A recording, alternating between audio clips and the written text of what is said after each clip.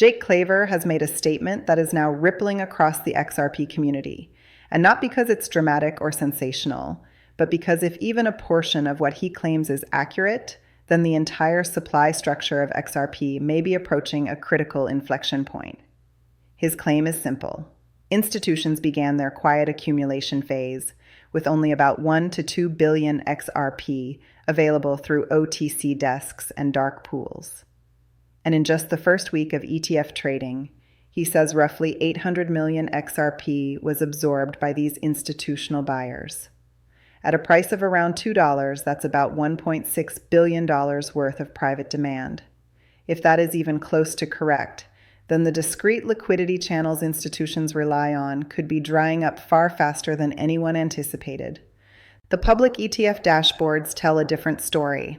They show between $580 and $630 million in cumulative inflows, much lower than the figures Jake described. But the ETF dashboards only reveal the surface-level activity. OTC purchases do not appear on-chain immediately. Dark pool flows are invisible until reconciled, and private accumulation through market makers or custodians often remains hidden for long periods. So even if Jake's number looks exaggerated on paper, a significant portion of real institutional demand could be occurring behind veiled channels. What matters most is that millions of XRP are leaving the accessible market every single day. Some of it goes into institutional custody. Some is locked away for long-term holding. Some becomes collateral in structured agreements. And all of this is happening while global institutions are accelerating their transition toward blockchain-based settlement systems. It's important to understand the true nature of XRP's supply. Most people talk about total supply or circulating supply. But what really governs price is liquid supply, the amount actually available for trading without causing disruptions. That liquid supply is remarkably small. Large portions of XRP have not moved in years. Many early holders remain dormant. Institutional custodians hold significant amounts in long-term vaults. And retail holders who have been accumulating quietly continue reducing the available float. This is why we see dramatic wicks on illiquid exchanges. The moment buy pressure spikes beyond what the order books can handle, price jumps violently. The most extreme example was the crack and wick above $90. This wasn't a meaningless anomaly. It was a warning. The market can be far thinner than it looks. Institutions recognize this instantly. Retail tends to ignore it. If the OTC pools that shield institutions from moving the public price are nearly exhausted, then a major shift is coming. Because once those private channels run dry, ETFs and institutional buyers will be forced to purchase XRP directly from public exchanges. And institutions do not buy slowly when they need liquidity. They buy decisively. They buy to secure settlement capability, not to catch a discount. They buy because they must. This is where institutional behavior becomes critical. Retail traders imagine institutions making loud moves, sharing public announcements, trading like influencers. But real institutional activity happens quietly. They accumulate without drawing attention. They negotiate OTC deals, dark pool transactions, structured liquidity agreements, and custody arrangements that never hit retail dashboards. They do this because large volume orders cannot interact with thin liquidity without disrupting the market. But once those private channels run out of supply, institutions must either accumulate slowly on the open market or purchase rapidly at whatever price the market demands. Their choice will be dictated by urgency, and urgency is rising fast. All of this occurs at a time when the global financial system is transitioning into a tokenized economy. Tokenized U.S. treasuries are expanding across blockchain networks. Real estate assets are being fractionalized. Commodities, carbon credits, and precious metals are entering digital formats. Global banks are hiring digital asset teams at accelerating speed. The largest asset managers on Earth are integrating blockchain rails into their internal architectures. Even international governance bodies are preparing frameworks for tokenized economies and programmable money. This is no longer theory. It's the foundation of the next chapter of global finance. To make this system function, different tokenized assets must be able to settle across platforms instantly. That requires a neutral bridge asset, not a centralized stablecoin, not a national CBDC, a neutral, fast, efficient, jurisdiction-agnostic settlement asset with a fixed supply and global operability. This is where XRP fits, not as speculation, but as infrastructure. Banks and governments do not care about chart patterns.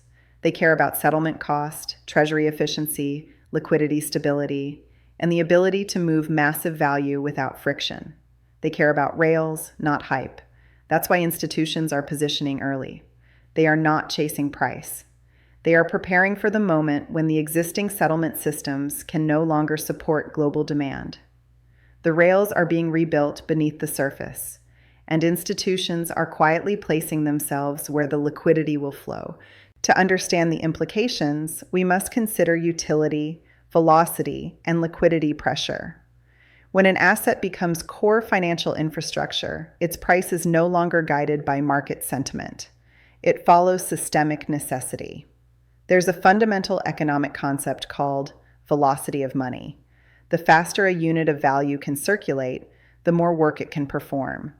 But if the volume of settlement grows faster than the asset's velocity, the price must adjust upward to maintain balance.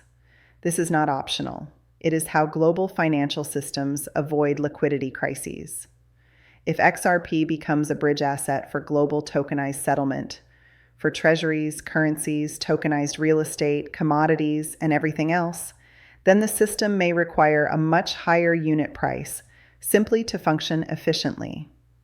Not because investors want it, but because the infrastructure demands it.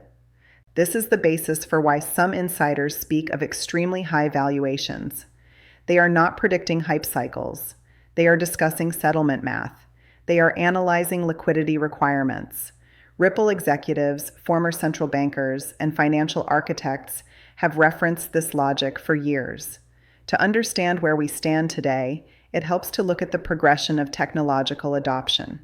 The first phase was building infrastructure, RippleNet, liquidity solutions, regulatory clarity battles, custody rail development, and early bank integrations.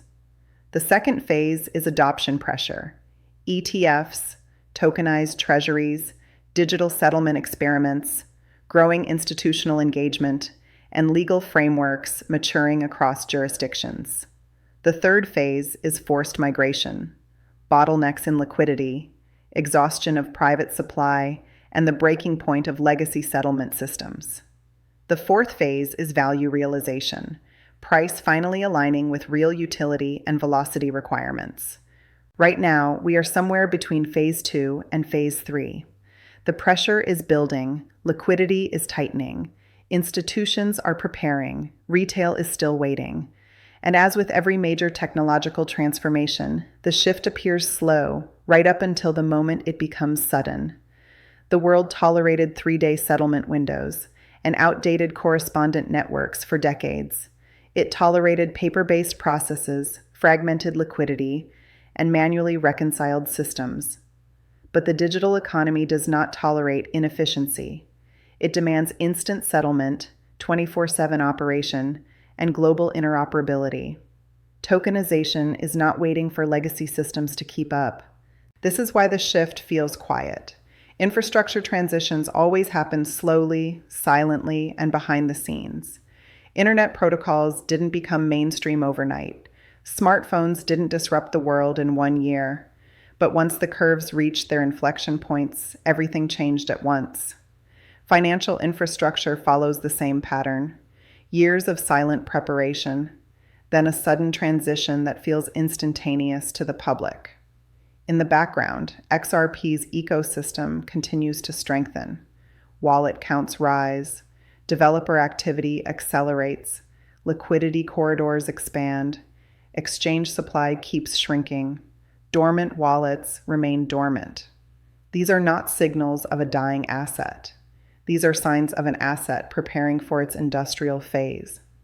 Investors often misunderstand where value comes from. They want certainty. They want dates. They want guarantees. But financial transformation never arrives with a countdown. It arrives with alignment. Alignment between technology, regulation, liquidity, and necessity. And that alignment is forming now. When institutional liquidity is forced out of private channels and into the open market, XRP's price will no longer be shaped by retail behavior. It will be shaped by global liquidity requirements. It will be shaped by settlement volume. It will be shaped by velocity constraints. It will be shaped by the needs of a digital global economy.